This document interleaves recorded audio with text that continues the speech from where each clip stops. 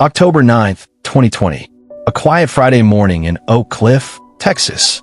Jennifer Faith walks out of her home with her husband Jamie, their dog trotting beside them. 1 minute into their routine walk, 7 gunshots shatter the morning silence. Jamie Faith, a 49-year-old American Airlines technology director, lies bleeding on the pavement. His wife Jennifer screams hysterically as a masked gunman tackles her to the ground before fleeing in a black pickup truck with a distinctive T decal. But what if I told you that the woman crying over her dying husband's body had orchestrated the entire murder? That she had manipulated a brain-damaged veteran into believing her husband was abusing her? That she had been planning this execution for months while sleeping next to her victim every night? This is the story of Jennifer Faith, a woman who turned love into a weapon, trust into betrayal, and a morning dog walk into a calculated assassination. A case so twisted that even the federal judge called her pure evil before sentencing her to life in prison. Welcome to True Crime Chronicles. I'm your host, and today we're exploring the Jennifer Faith case, where a wife's affair turned deadly and a husband's trust cost him everything. Jamie and Jennifer Faith appear to have it all. Married for over a decade, they lived in a modest home in Oak Cliff, a historic neighborhood in Dallas, Texas. Jamie worked as a technology director for American Airlines, a stable job that provided for their family. Jennifer seemed like the devoted wife, always posting happy photos on social media, talking about their future plans, their shared dreams. But beneath this facade of domestic bliss, something had been rotting for years. Something that would ultimately destroy everything they had built together. You see, Jennifer Faith had been living a double life. While Jamie went to work every day, trusting his wife completely, Jennifer had been conducting a secret affair with a man from her past. Not just any man, a disabled Army veteran named Darren Ruben Lopez, someone she called her one and only love. Lopez lived in Cumberland Furnace, Tennessee, over 300 miles away from Dallas. But distance meant nothing to Jennifer. She had been sending him money, gifts, even providing him with credit cards that she secretly paid off. She was financing her own betrayal with money that should have been going to her family. But here's where it gets disturbing. Lopez wasn't just Jennifer's lover. He was a man struggling with traumatic brain injury from his military service in Iraq. A vulnerable person who trusted Jennifer completely. And Jennifer was about to exploit that trust in the most horrific way imaginable. In the months leading up to that fatal October morning, Jennifer had been carefully laying the groundwork for something unthinkable. She created fake email accounts, assumed false identities, and began spinning a web of lies that would end in blood on a Dallas sidewalk. The question investigators would later ask was simple. How long had Jennifer been planning to kill her husband? And more importantly, why? To understand what happened on that October morning, we need to go back 7 months earlier. That's when Jennifer Faith began crafting what investigators would later call one of the most elaborate deception schemes they'd ever encountered. Using 2 fake email accounts, Jennifer assumed the identities of her own husband and one of her friends. But these weren't playful role-playing games. Jennifer was about to convince a brain-damaged veteran to commit murder. The emails Jennifer sent to Lopez painted a horrifying picture. She told him that Jamie Faith was physically and sexually abusing her. She described beatings, assaults, and psychological torture. To make her lies more convincing, she downloaded stock images of injuries from the internet and attached them to the emails, claiming they were photos of her own wounds. But remember, investigators would later confirm that none of this abuse ever occurred. Jennifer Faith was never abused by her husband. These were elaborate fabrications designed to manipulate a vulnerable man into becoming a killer. Think about the psychology here. Jennifer wasn't just lying to Lopez. She was weaponizing his military training, his protective instincts, his sense of honor. She was turning his desire to protect the woman he loved into a murder plot. And it worked. Over the course of 7 months, Jennifer fed Lopez a steady diet of these fake abuse stories. She portrayed herself as a helpless victim trapped in a dangerous marriage. She made Lopez believe that the only way to save her was to eliminate the threat. her husband. But Jennifer's manipulation went even deeper. She wasn't just lying about abuse. She was also planning their future together. In text messages, the pair discussed using Jamie's life insurance money to buy a home in Tennessee. Jennifer had even initiated a claim with Metropolitan Life Insurance Company for approximately $629,000 in death benefits. She was literally planning to profit from her husband's murder. Now, I want you to imagine what this looked like from Jamie Faith's perspective. He's going to work every day, coming home to a wife who kisses him hello, who makes dinner, who sleeps beside him at night. He has no idea that she's been planning his execution for months. He has no idea that she's been telling another man that he's a monster who deserves to die. The betrayal is almost incomprehensible. But Jennifer Faith wasn't finished yet. The most shocking part of her plan was still to come. October 9th, 2020. 7:30 morgens.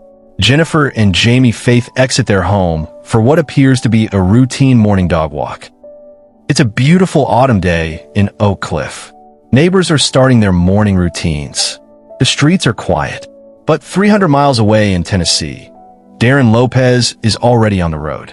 He's been driving through the night, his black Nissan Titan pickup truck heading toward Dallas. In his mind, he's not going to commit murder. He's going to rescue the woman he loves from her abusive husband. Lopez arrives in Dallas and does something that reveals the premeditated nature of this crime. He doesn't go directly to the Faith home. Instead, he parks at a neighbor's house and waits. He's conducting surveillance, watching the house, learning the family's routine. This wasn't a crime of passion. This was a military-style operation. At exactly 7:31 a.m., 1 minute into their walk, Lopez strikes. He emerges from his hiding spot and opens fire on Jamie Faith. 7 shots ring out in the quiet neighborhood. Jamie, who probably never saw it coming, collapses on the sidewalk. But Lopez isn't finished. He turns the gun on Jennifer, tackling her to the ground.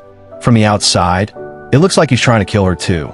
Jennifer screams, fights back, appears to be struggling for her life. But here's what investigators would later discover. This attack on Jennifer was staged. Lopez wasn't trying to kill her. He was helping her establish an alibi. The tackle, the struggle, the apparent attempt on her life. It was all theater designed to make Jennifer look like a victim instead of a perpetrator. Surveillance audio captured Jennifer's screams during the attack. Video footage showed her crying hysterically afterward. To anyone watching, she looked like a traumatized widow who had barely escaped with her own life. The performance was so convincing that when Dallas Police Detective Chris Walton interviewed Jennifer that morning, she gave what appeared to be a heartbroken widow's testimony. I turned around and I just saw this person shoot and shoot. I couldn't believe I didn't know him. Like why? A lot of shots, 5, 6, maybe I feel like. And he just kept going and I'm like, stop it. And then I saw the person turn and like just dark eyes coming toward me. And so I yelled no, and I started to run, and he tackled me to the ground. He was trying to attack me the whole time I was screaming. But investigators were about to uncover evidence that would expose Jennifer's lies. Evidence that would reveal the true scope of her deception. Evidence that would prove she was never a victim at all. She was the mastermind behind a cold-blooded execution. In the immediate aftermath of Jamie Faith's murder, Dallas police launched a massive investigation. They had a clear description of the suspect vehicle, a black pickup truck with a distinctive T decal on the back window. This detail would prove crucial to cracking the case. But as investigators began digging deeper, they started noticing inconsistencies in Jennifer's story. Small details that didn't quite add up. Behavior that seemed unusual for a grieving widow. The first red flag came when investigators discovered that Jennifer had been in contact with someone from her past. Phone records showed extensive communication with a man named Darren Lopez in Tennessee. When they ran his name, they discovered he was a disabled Army veteran who owned a black pickup truck. The second red flag was even more disturbing. Jennifer had launched a GoFundMe campaign called Support Jennifer Faith to help with expenses following her husband's death. But investigators discovered that money from this campaign was being used to pay off credit cards that Jennifer had given to Lopez. Think about that for a moment. Well-meaning people were donating money to help a grieving widow, and she was using those donations to support her husband's killer. But the most damning evidence came from Jennifer's own actions. When she learned that police were looking for a truck with a T decal, she did something that revealed her true involvement in the crime. She appeared on Dallas's ABC affiliate WFAA and made a public plea for help finding the killer. She looked directly into the camera and begged the public to help investigators locate the truck with the decal. But immediately after the interview, Jennifer texted Lopez with a warning. I woke up in a bit of a panic. Something is eating away at me telling me you need to take the sticker out of the back window of the truck. I don't normally overreact like this. Really think you need to get that sticker off ASAP like today. Lopez removed the sticker the following day. Do you see what happened here? Jennifer went on television and publicly asked for help finding a truck with a specific decal, then immediately warned the driver to remove that decal. She was actively obstructing the investigation into her own husband's murder. But investigators were closing in. They had phone records, financial records, and a growing body of evidence that painted a picture of conspiracy. What they discovered next would expose the full scope of Jennifer's deception. In January 2021, just 3 months after the murder, investigators asked Jennifer to come in for questioning. Her response revealed just how deep her deception ran. January 10th, 2021. Jennifer Faith knows the walls are closing in. Investigators have been asking questions, following paper trails, connecting dots. She's been called in for questioning the next day, and she knows this could be the end of her elaborate deception. So she does what she's been doing for months. She lies. Jennifer sends a text message to Lopez that investigators would later use as evidence of consciousness of guilt. Don't text me Monday. I'm going to factory reset my phone on Sunday night after deleting texts. But Jennifer was too late. Federal agents had already been building a case against both her and Lopez. They had identified the fake email accounts, traced the financial transactions, and connected Lopez to the murder weapon.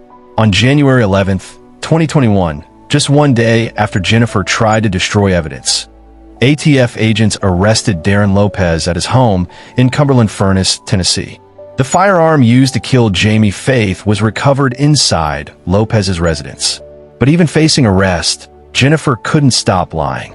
Even with Lopez in custody, she continued to maintain her web of deception. She sent messages through a third party, proclaiming her loyalty to the man who had murdered her husband.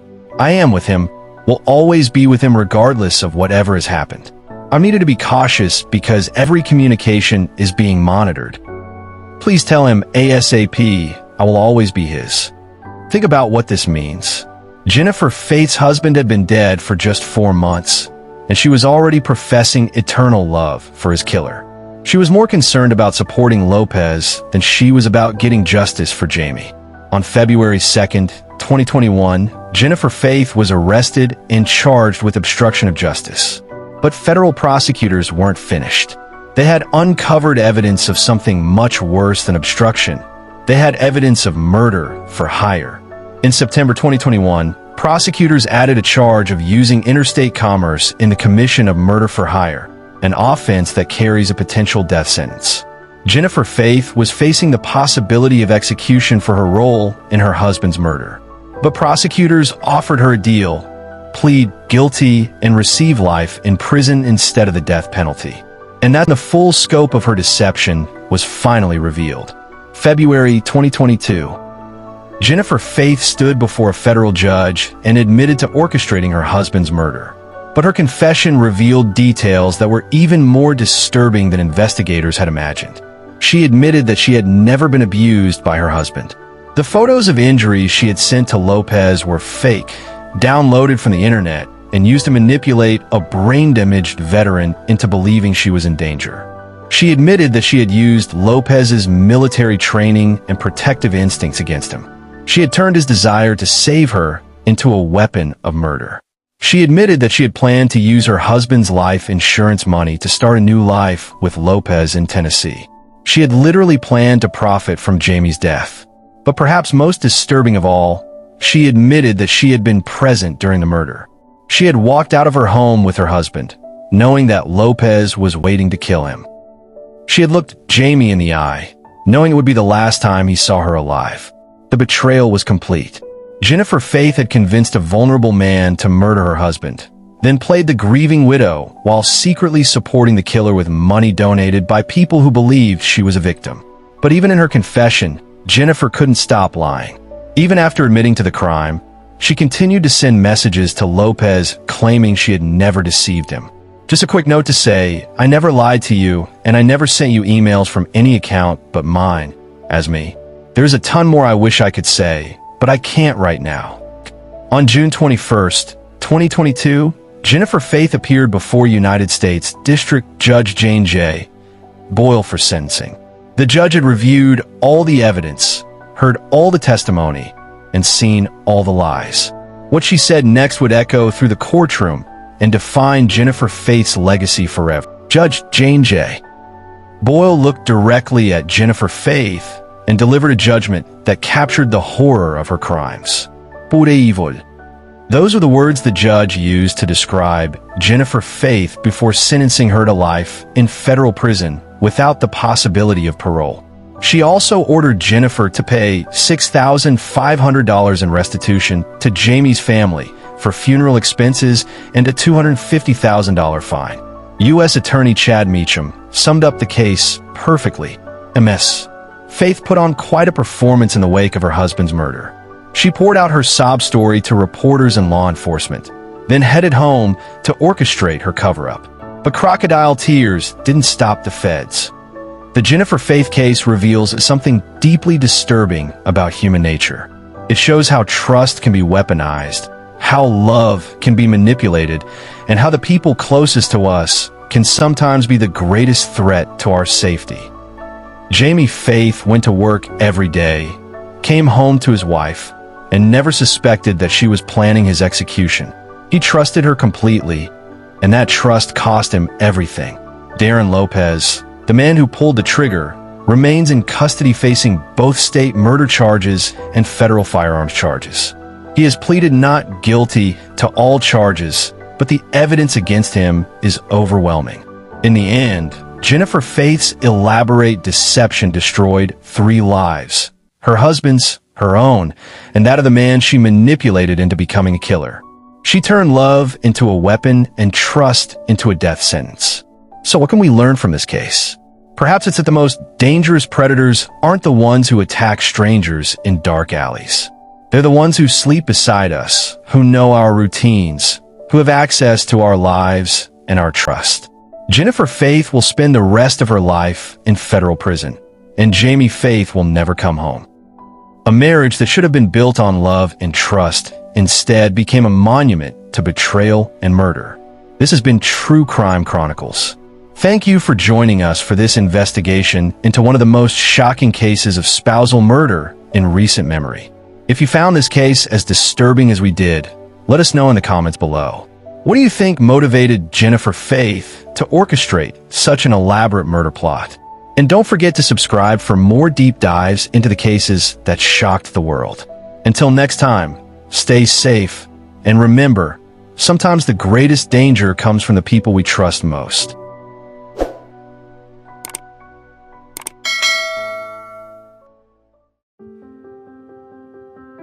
Every crime tells a story, but some stories hit too close to home.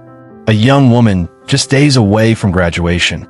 A killer with a single excuse: she hurt my feelings.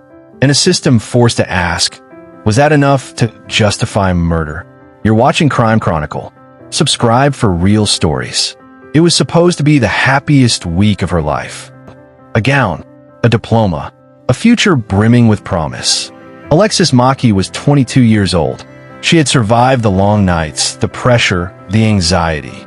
She was hours away from walking across a stage that would mark the end of one chapter and the beginning of everything she had worked so hard for. But what Alexis didn't know was that someone had already decided that she would never see that moment. Someone who once told her he loved her. Someone who had stood beside her, laughed with her, held her hand. Someone who refused to let go, even after she did. On the evening of November 27th, 2023, that someone showed up at her apartment, and within minutes, everything shattered. Multiple gunshots ripped through the air. A neighbor's frantic 911 call pierced the silence. She was found alone, on the floor, bleeding, lifeless. No sign of struggle, no warning, just gone. The man who pulled the trigger? He didn't run. He didn't hide. He made a call of his own, confessing to what he'd done.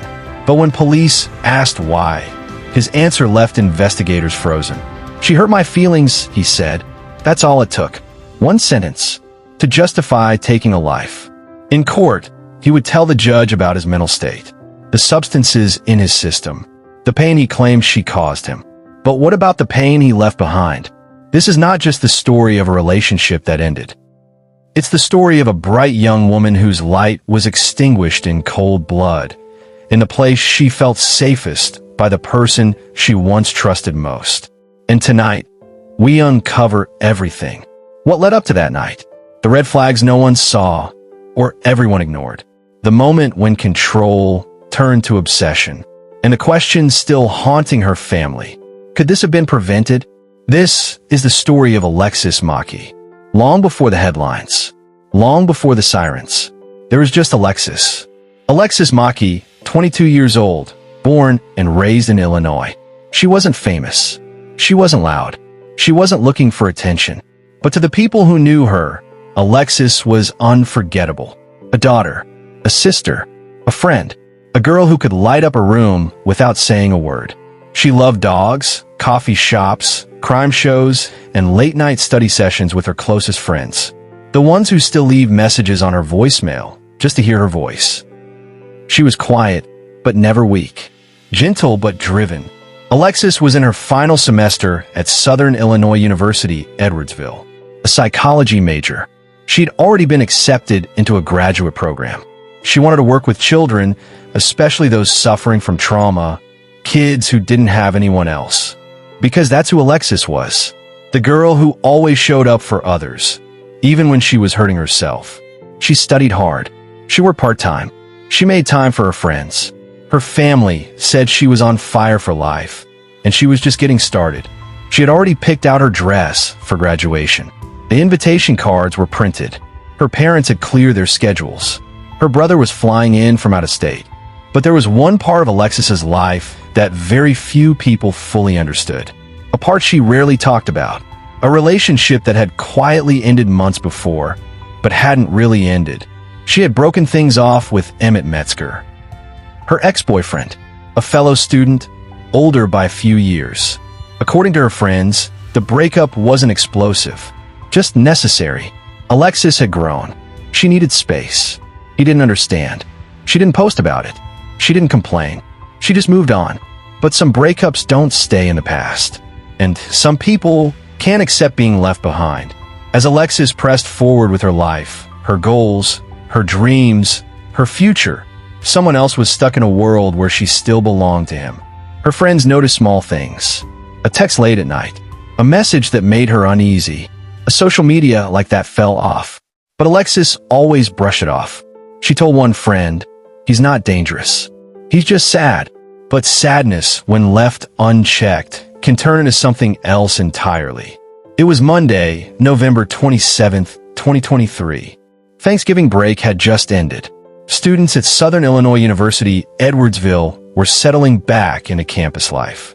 Final exams were approaching. For Alexis Mackey, it was just another quiet night at home. She wasn't out partying. She wasn't in danger.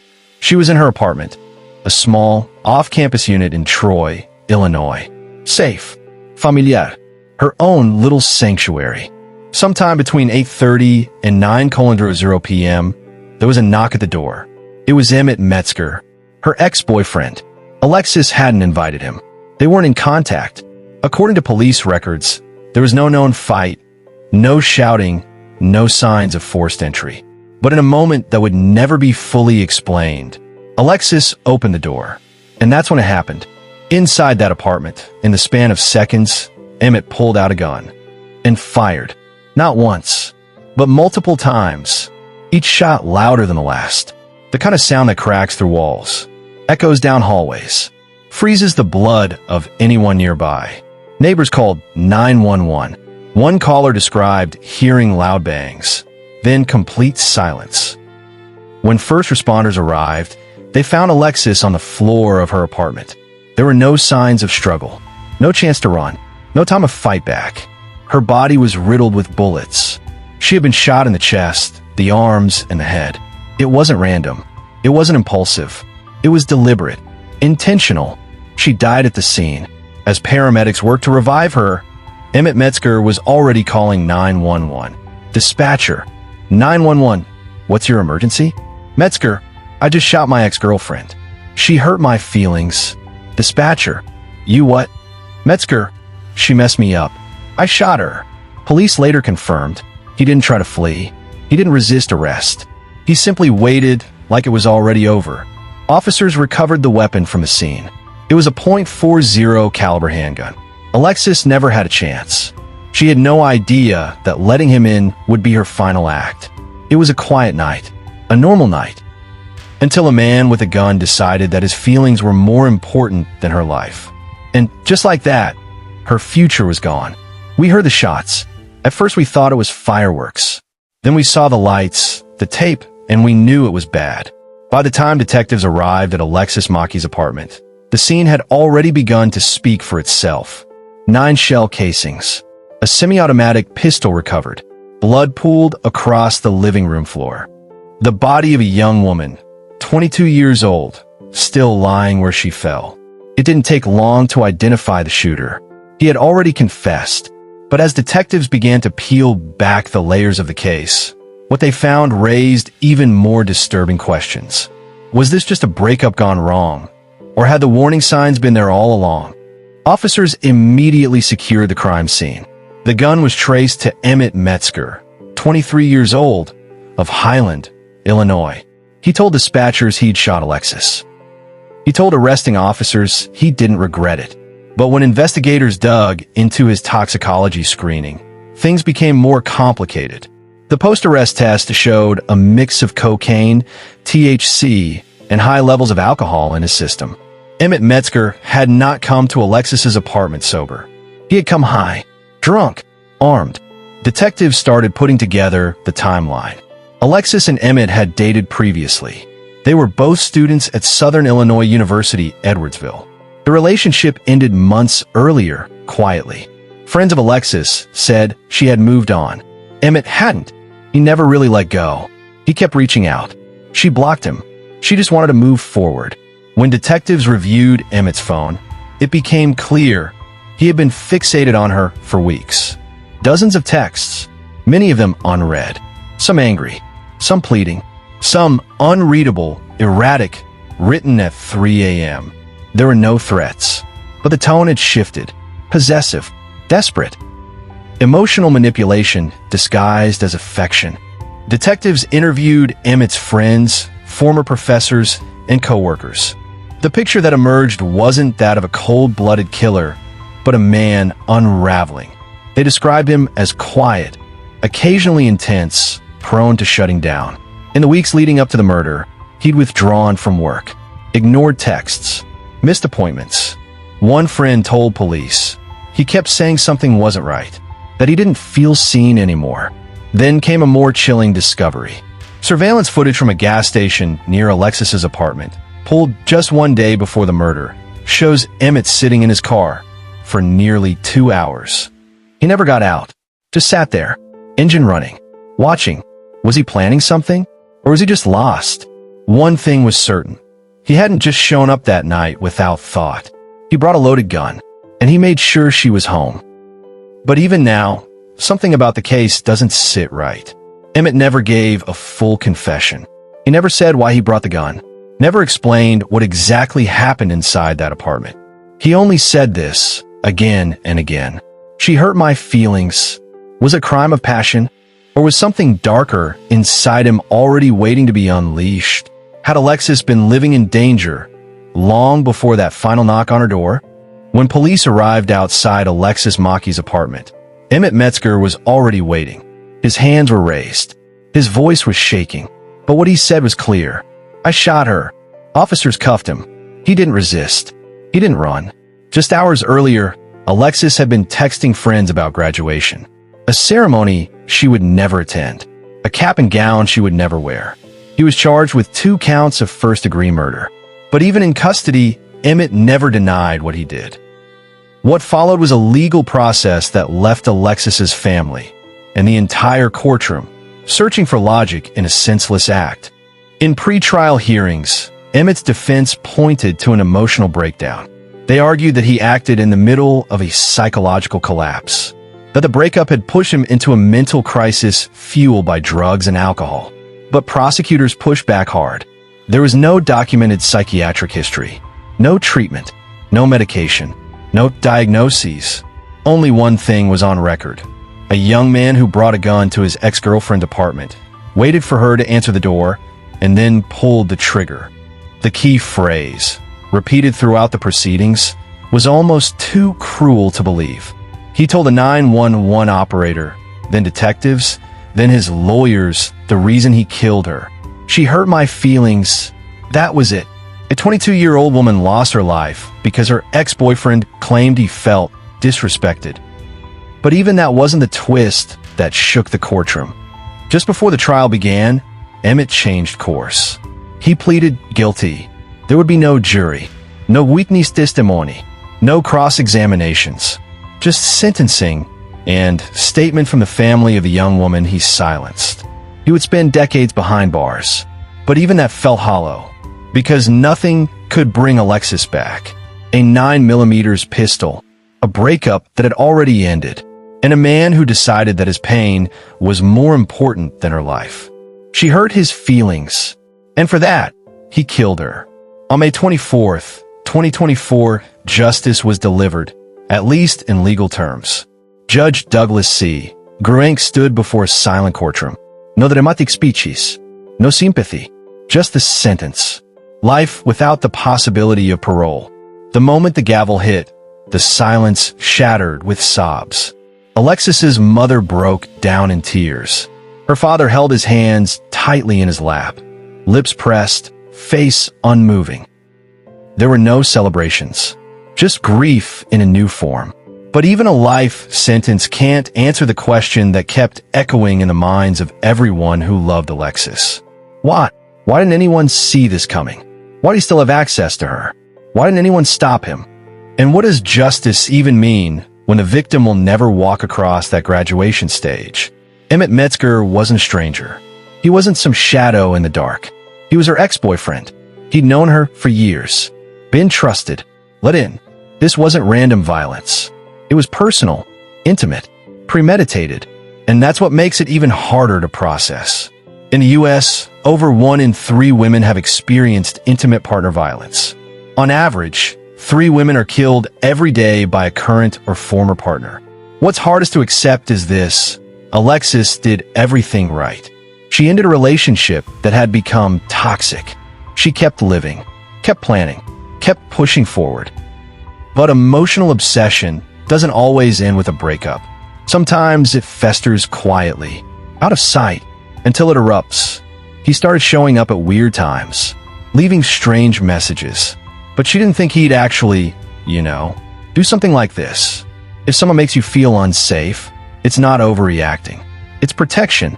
Alexis's story is not rare. That's what makes it terrifying. So many young women break things off and move on, not knowing someone they once trusted is spiraling behind closed doors. And in too many cases, no one notices until it's too late. We can't save Alexis now, but we can make sure this doesn't happen again. If you see something, say something. Obsession isn't love. It's danger. She should have been walking across the stage, smiling, cap on, diploma in hand. Instead, her graduation gown was draped over a folding chair at a candlelight vigil. Never worn, never earned. Alexis Mackey was 22 years old, a daughter, a friend, a scholar, a young woman whose future was unfolding, until someone she once trusted made a choice that ended everything. His excuse: she hurt his feelings.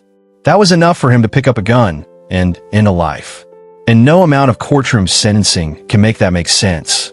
She always wanted to help people, maybe teach, maybe be a social worker. But Alexis isn't alone.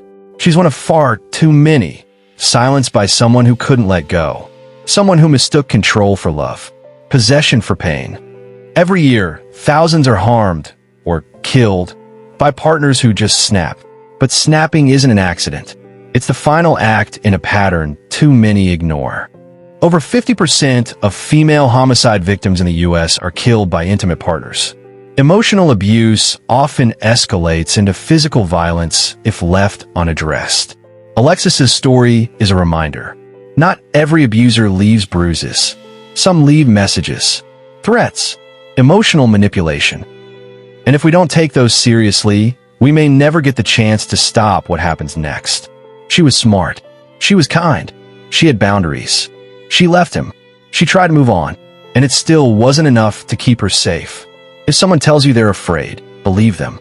Don't wait until it's too late. In loving memory of Alexis, may her story protect others. Do you think justice was served? Could this have been prevented? Let us know your thoughts below, and more importantly, share her story. If you, or someone you know, feels unsafe in a relationship, don't wait. Call the National Domestic Violence. Because no one should lose their life over someone else's feelings. And no parent should have to bury their child in a graduation gown. If this story moved you, do one thing right now. Share Alexis's name. Speak up about emotional abuse. And help someone before it's too late. Comment below, do you think justice was truly served? And if you believe stories like Alexis's deserve to be told, subscribe to Crime Chronicle. Because staying silent lets this happen again. What warning signs were missed? Drop your thoughts below. Subscribe for more true crime stories that reveal the truth, and never forget the victim.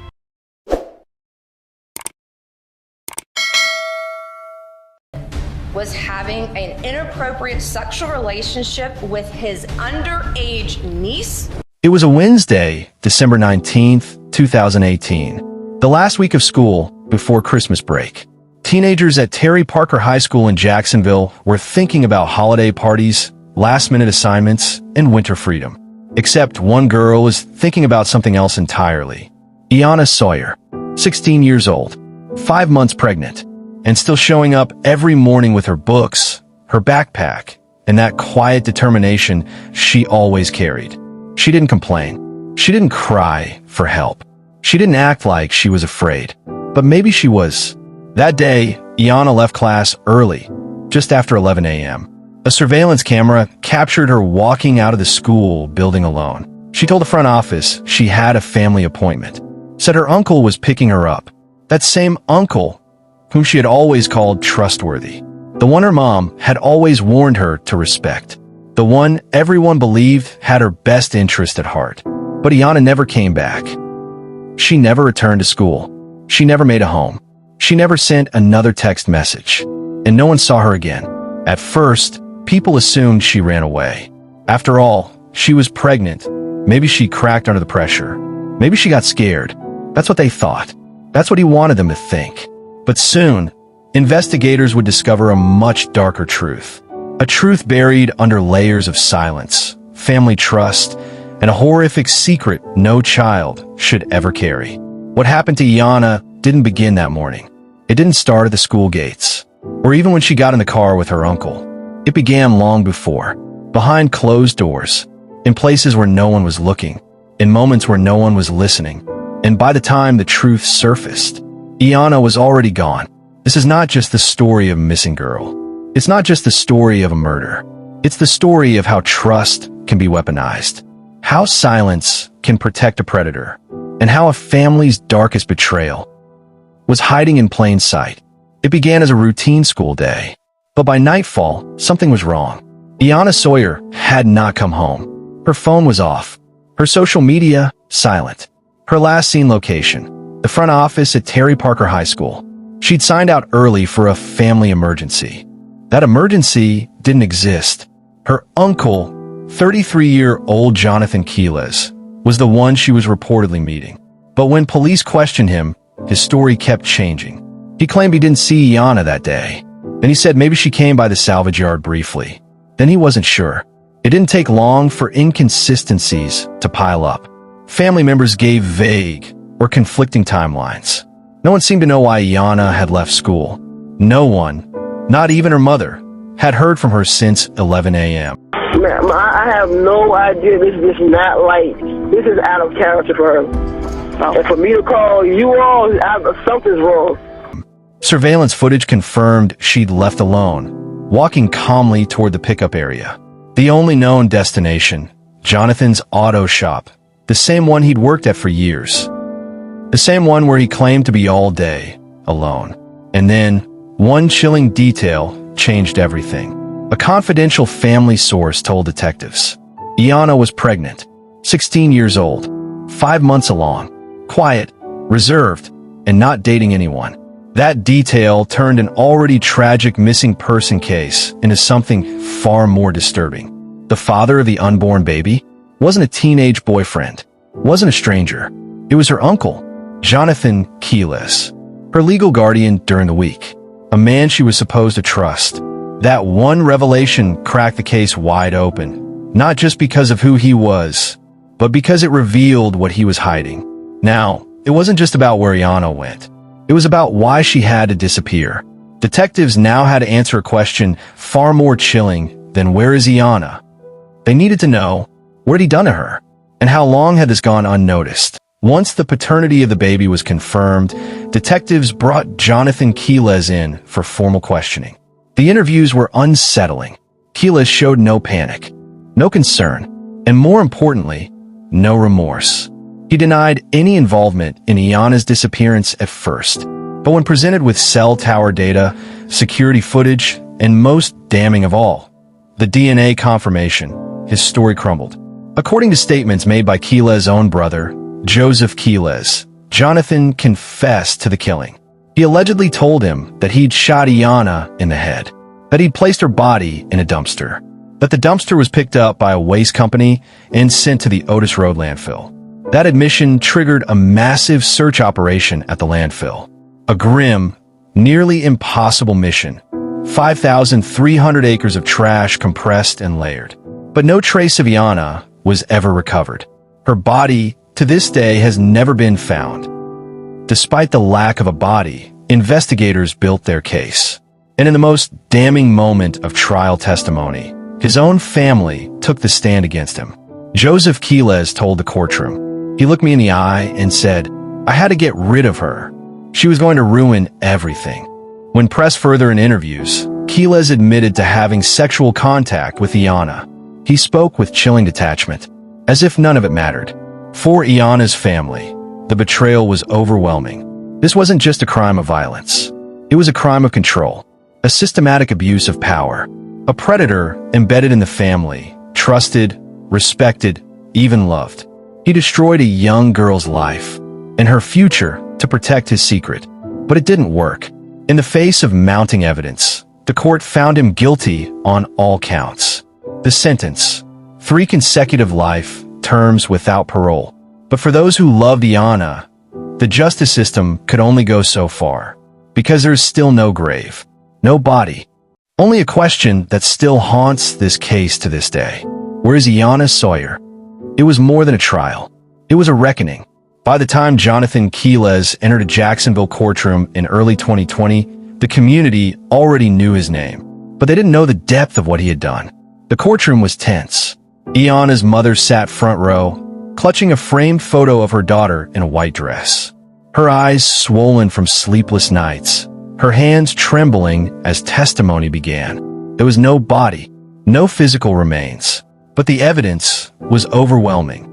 Prosecutors built their case brick by brick. DNA proof that Quiles was the father of Iyanna's unborn child. Phone records placing him at the auto yard, the last known location of Iyanna. Surveillance footage of Iyanna leaving school and vanishing into thin air. Witnesses recounting strange behavior, inappropriate touches, and late-night texts. His own brother's testimony, claiming Quiles had confessed to killing her and disposing of her body in a dumpster.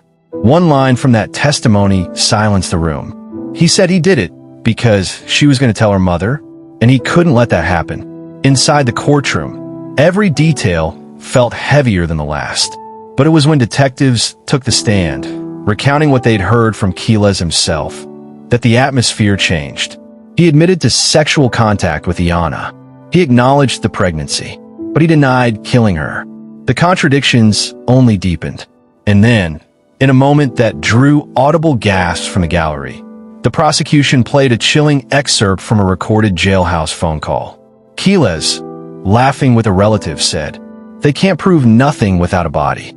Cold, calculated, smug, as if the absence of her body erased the truth. But it didn't, because Iyanna's presence, even in her absence, was undeniable. Her text messages, her voice notes, her friends who testified about how withdrawn she became in those final weeks.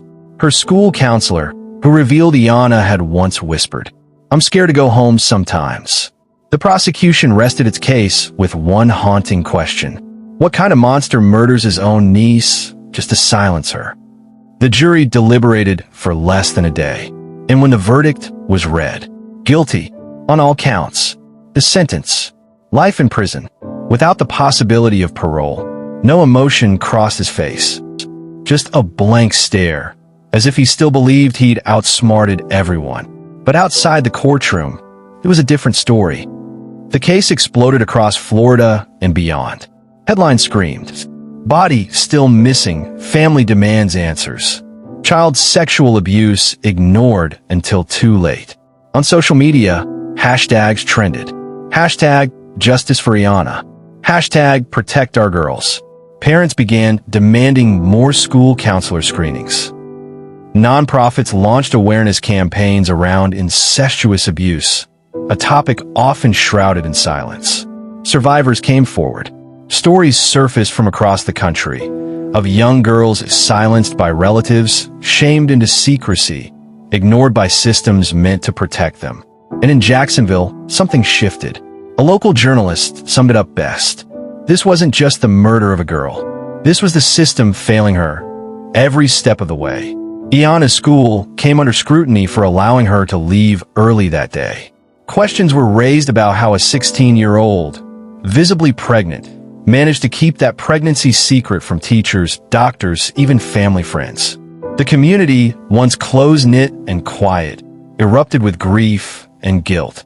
And as candles burned on her vigil site outside Terry Parker High, people whispered the same line over and over.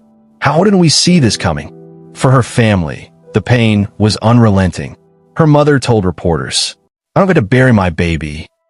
I don't get to say goodbye. He took that from me too." But she also said something else, something powerful. "My daughter's voice was stolen, but it's our job now to make sure it's heard." Where's Iyanna? Even after the trial ended, even after the sentence was handed down, the nightmare didn't stop. Iyanna Sawyer was gone. Her body never found.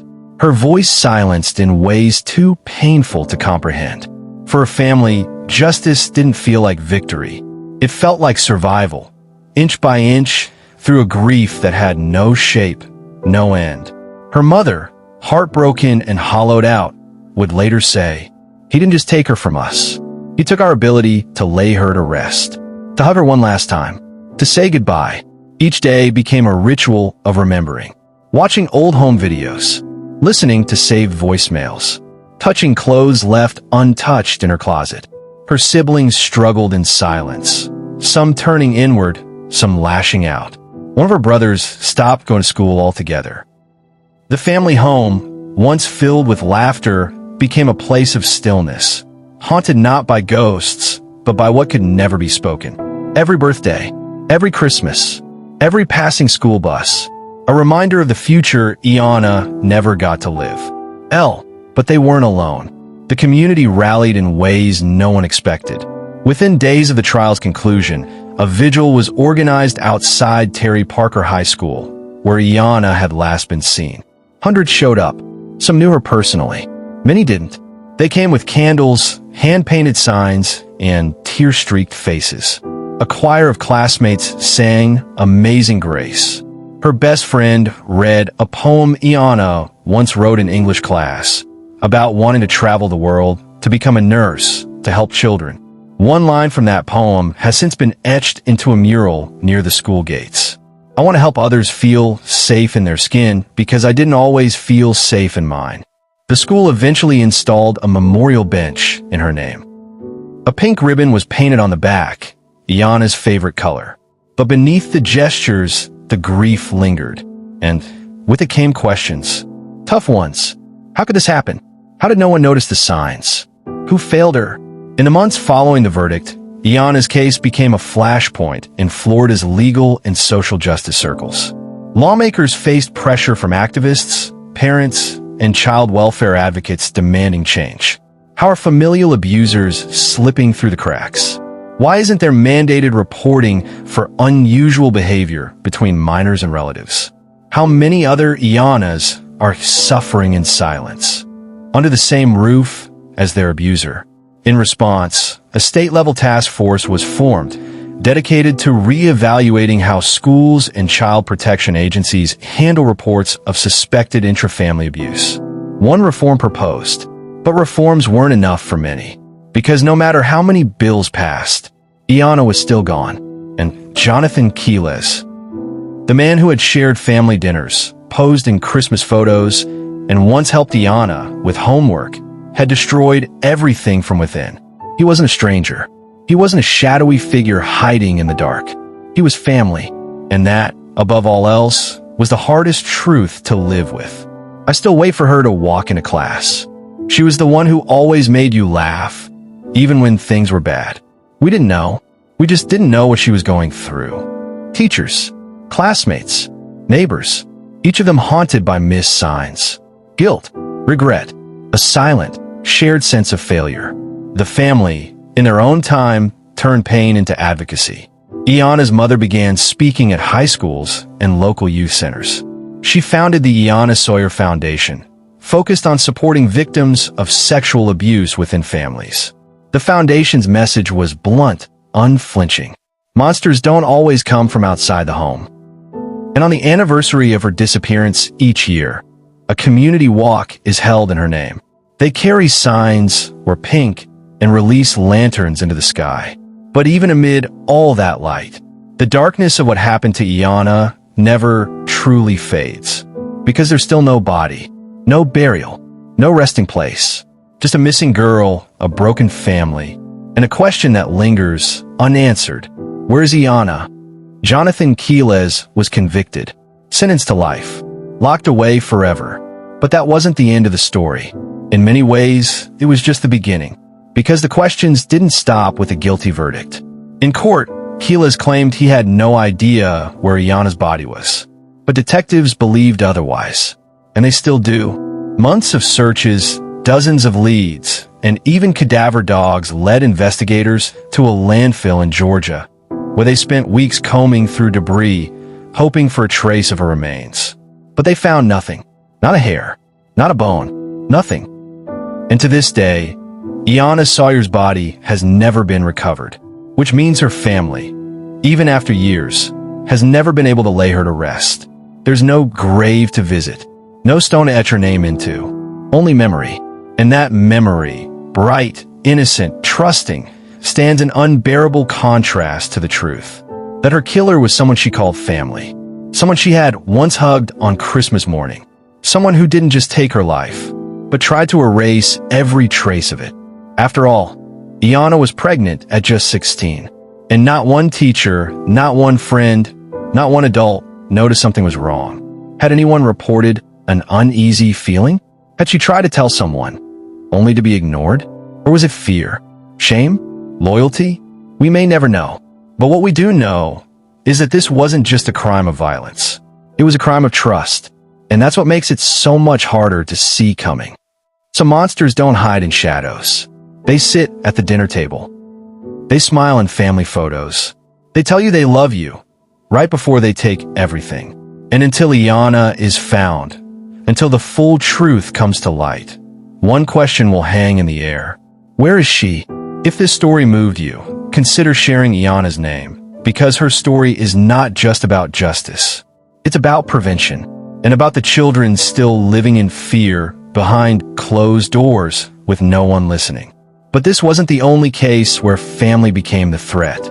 Sawyer's story should have never ended this way. She was young, bright, full of promise, and she trusted the person who took everything from her. If this story made you pause, made you angry, or made you think, Don't let it end here. Backhand index pointing right, share her name. Talk about the warning signs. Break the silence. Because silence protects predators. And awareness saves lives. Speech balloon, drop a comment. What do you think could have saved Iyanna? Bell, subscribe for more real stories that demand justice. Chicago rapper, who goes by Young QC, was reportedly doted on by his mother, Yolanda Holmes. Decided to have his mother killed to get his hands on her insurance policy. She was sleeping when it happened. A pillow beneath her head. The television still flickering. Her front door was unlocked, just like he told the man it would be. He knew exactly where she'd be. Which bedroom? Which side of the bed?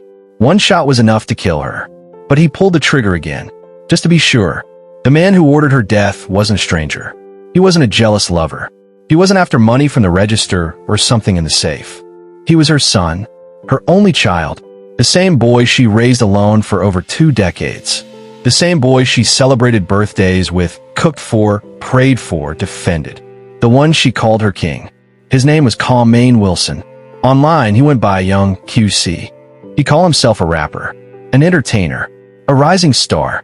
But the reality was far more ordinary. A stalled music career, a small following, and a growing resentment that what he thought he deserved never came fast enough. He could have worked harder. He could have walked away. But instead, he made a choice. He chose money over blood, attention over loyalty, and death over patience. This wasn't random. It wasn't impulsive. It was planned, deliberate, cold. After the hit, he emptied her bank accounts, bought flashy clothes, threw money in the air on social media. Then he posted a tribute to her online like the rest of them. He cried at her funeral, said he missed her smile. But behind that grief was a secret. Behind that hug to her friends was a lie. Behind that calm voice was the man who put the plan in motion. What turns a son into a killer? What leads a 23-year-old to orchestrate his mother's murder while pretending to mourn her? This is not just a story of crime. This is the story of a betrayal so personal, so calculated. It shattered a family and left a city stunned. In the heart of Chicago, inside a quiet third-floor apartment on Montrose Avenue, a woman was murdered in her sleep. There was no break-in, no forced entry, no signs of struggle, just a body, a phone, and a single mother who wouldn't wake up. Her name was Yolanda Holmes, 45 years old, known for her bright smile, her loyalty, and the way she made people feel like family. She owned a successful salon. She raised her son by herself, and she worked every single day to give him the life she never had. To neighbors, Yolanda was the kind of woman who remembered birthdays. To clients, she was more than a stylist, she was a friend. To her son, she was everything. The community mourned her like family. Her friends wept in disbelief. Her son cried on television, begged for justice, and said he would do anything to find out who did this. But the deeper detectives looked, the more things stopped adding up. The phone records, the money trail, the behavior. What started as a tragedy began to feel like something else entirely. And when the truth finally came out, it left even the most seasoned detectives shaken. A son, orchestrating the death of the mother who gave him everything. Not for vengeance, not for survival, but for fame and fast money. And he nearly got away with it. Yolanda Holmes was born and raised in Chicago. She knew hardship early, growing up on the West Side, surrounded by struggle but grounded by family. When her son Carmaine was born in 1989, everything changed. She poured herself into motherhood, took a job, then another, then opened her own salon on the North Side. It wasn't fancy, but it was hers. Clients came for the cuts, stayed for the conversations. Some said being in her chair felt like therapy. But behind the steady smile, she carried a lot on her shoulders. Carmaine was her only child. She raised him alone, gave him what she never had, shoes, clothes, and attention. But as he got older, something started to change. He stopped calling her mom, started calling her Yolanda, started flashing money online, talking big, rapping louder. She didn't always understand his world, but she kept supporting him. I'm gonna be famous, Ma. You'll see. Everybody's gonna know my name. Online, he called himself Young QC, but there was no record deal, no concerts, just rented cars, stacks of cash, and a handful of followers. Yolanda tried to be patient, but friends said she was worried about his temper, his obsession with attention, the company he kept. She confided in co-workers after long shifts. Sometimes she'd just shake her head and say, "That boy don't listen to me no more." In the summer of 2012, something changed. Carmine began asking about her finances, insisting she make him the sole beneficiary of her bank accounts, telling her he needed control for business reasons. "What if something happens to you? You got to think ahead." Yolanda agreed, maybe reluctantly, maybe just wanting peace, but it would be a fatal mistake. What she didn't know was that he had already begun planning. Quietly, carefully, in the weeks before her death, Carmine contacted a man named Eugene Spencer, a low-level associate, a man with a gun. The deal was simple: break in, kill her, and get paid. He said, "Make sure my mama dead." That's what he told me. September 2nd, 2012, the night before Labor Day. Yolanda was home alone, getting ready for bed. The apartment was calm, quiet, ordinary. At 4:35 a.m., Eugene Spencer was buzzed into the building. The door wasn't locked. He made his way up the stairs. In his pocket was a gun. In his mind was a promise. What happened next took less than 60 seconds. 2 shots to the head, 1 to the chest. Yolanda never had time to scream. Spencer ran out the way he came, down the stairs, into a car driven by Carmine's girlfriend, Lorianna Johnson. They didn't say a word. Chicago police arrived within the hour. No signs of forced entry, no known enemies, and no immediate suspects. It looked clean, professional, like someone had studied her routine. It wasn't until they pulled her phone records that the cracks began to show. Within 48 hours, Carmine emptied Yolanda's accounts. He withdrew thousands, bought designer clothes, got a new car. Then he posted a video, smiling, laughing, throwing cash into a crowd, shouting, "This is for my fans. My mom would want this." Detectives were watching, and they started asking questions. 3 months later, he was arrested, along with the gunman and the getaway driver. The case that began with a mother's death had now become something no one expected, a son at the center of it all. At first, Carmine appeared to be just another grieving son. He posted tributes online, said he was heartbroken, said he'd give anything to have her back. But police noticed something off. He cried for the cameras, but behind closed doors, he wasn't asking about the investigation. He wasn't calling for updates. And according to Yolanda's friends, he wasn't showing up for her funeral planning either. Detectives brought him in for questioning. He was calm, almost rehearsed. He said he'd been asleep during the time of the murder, said he didn't hear anything, that he and his mom were close. But then came the first contradiction. When asked how the killer got in, he said the door was always locked. Except it wasn't. "You're telling me you don't know how someone got into a secured building, but also that your mom always left the door open." It didn't make sense. Then the family started talking. Yolanda's cousin told police she was worried weeks before her death, that something about Carmine had changed. She said, "If something ever happens to me, it's going to be my son." I told her not to say that, but she said it like she meant it. Police wrote it down. That was the first real turning point. They pulled Carmine's phone records. It was all there. Dozens of calls, late-night texts, including one, the night Yolanda was killed. 4:57 a.m., Spencer to Carmine. Done. But when police opened his laptop, everything changed. What they found wasn't just disturbing. It was chilling. Search history, payout calculations, lyrics about death and revenge. But one folder was different. Inside were photos of Yolanda, sleeping, sitting on the couch, eating dinner, taken from distance, unaware, tracked. When confronted, he barely reacted. He said they were for a tribute project, that he was documenting his mom's last year alive. But she didn't know she was dying. Did she, Carmine? No answer. In the days after Yolanda's death, Carmine didn't just grieve. He capitalized. He posted video after video of himself throwing cash into crowds, renting luxury cars, calling himself the realest rapper in Chicago. And every single dollar came from her life insurance policy. Forensic psychologists were called in. They looked at his behavior past history, online footprint. Just ego, an overwhelming hunger for validation. It wasn't just about money. He wanted to be someone, to be seen. And when the fame didn't come fast enough, he took matters into his own hands.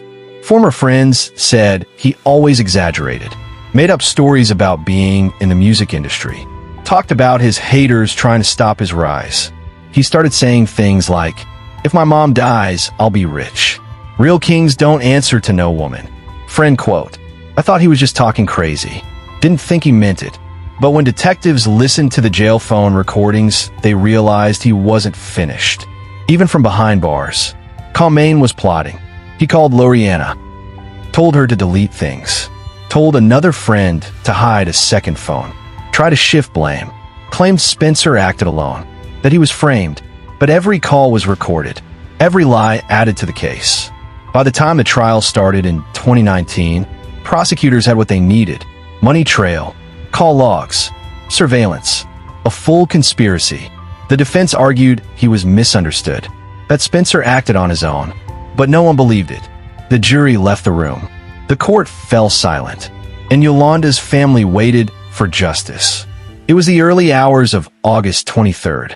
Southside Chicago, the city asleep, but inside one apartment, footsteps echoed on linoleum floors.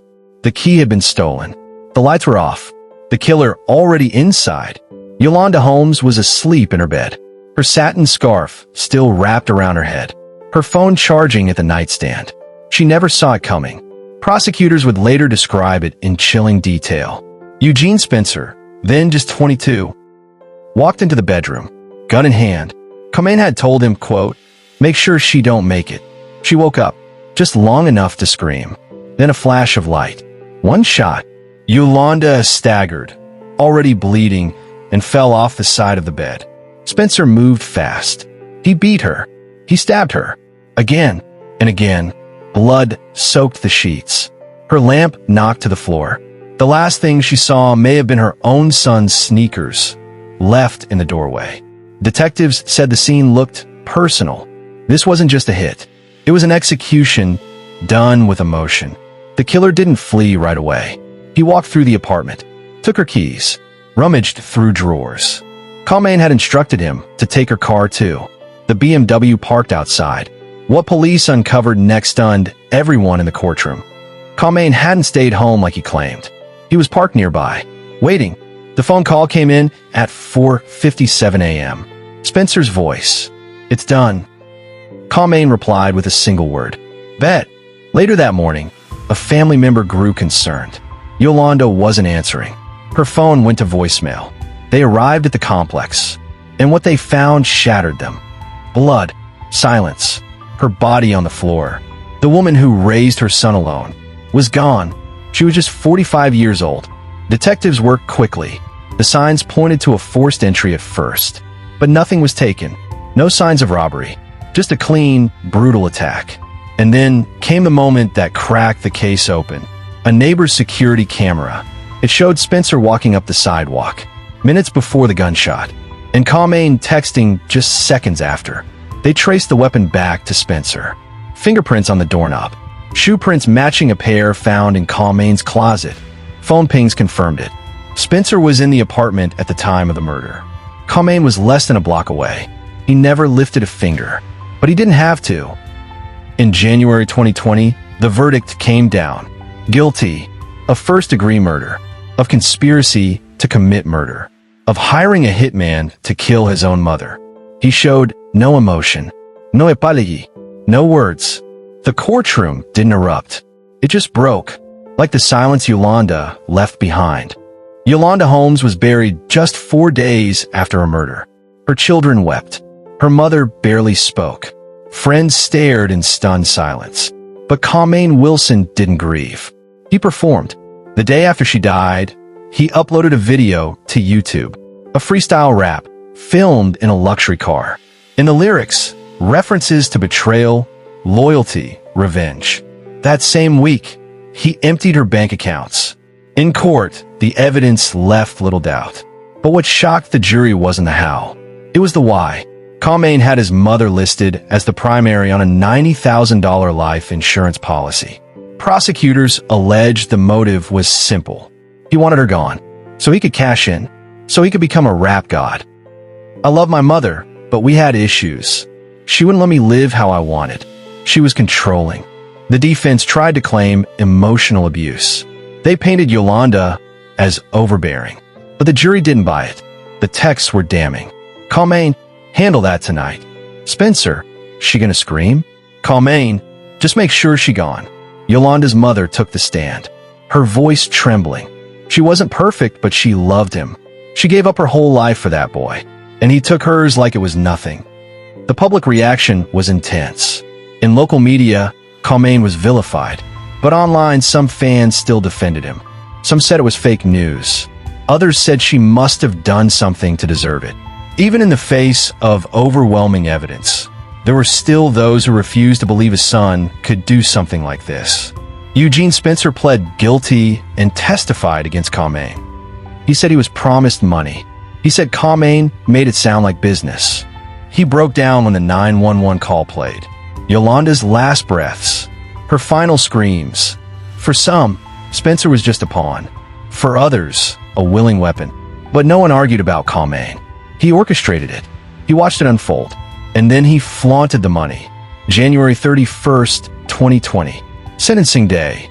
The judge looked Carmane in the eye and called him, quote, cold, calculated, depraved. He was sentenced to 99 years in prison. Eugene Spencer received 100. You planned her death like a business transaction, but that woman raised you. And in the end, you took the one life that gave you yours. The apartment Yolanda once lived in now stands empty. Her business closed. Her memory left behind in photos and police records.